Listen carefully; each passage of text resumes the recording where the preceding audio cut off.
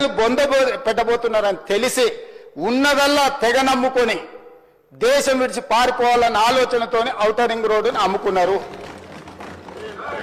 అయితే ఈరోజు మాజీ ఆర్థిక శాఖ మంత్రి, ఎందుకంటే వారు ఆర్థిక శాఖ మంత్రిగా ఉన్నప్పుడే అది అమ్మిండ్రు, ఈరోజు వారే డిమాండ్ చేసిండ్రు ఈ ఔటర్ రింగ్ రోడ్ అమ్మకం మీద మీరు విచారణ ఇయ్యండి అని.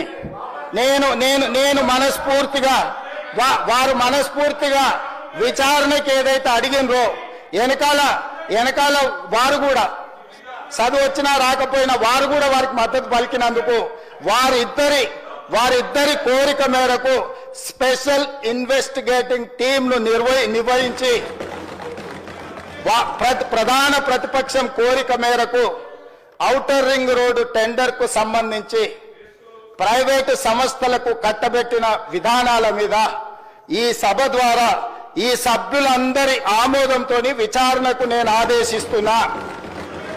తమరి విచారణకు అనుమతి ఇవ్వాల్సిందిగా విచారణకు సంబంధించిన విధి విధానాలు స్పష్టంగా తెలంగాణ రాష్ట్ర ప్రజలకు నేను హరీష్ రావు గారి కోరిక మేరకు ఔటర్ రింగ్ రోడ్డు టెండర్ విషయంలో పూర్తి స్థాయి విచారణకు ఆదేశిస్తున్నాను.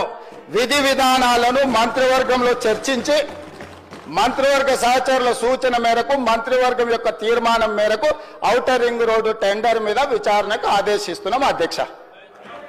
पर नजर रखने के लिए हमारे चैनल को लाइक, शेयर और सब्सक्राइब जरूर कीजिए। Crime control news Hyderabad.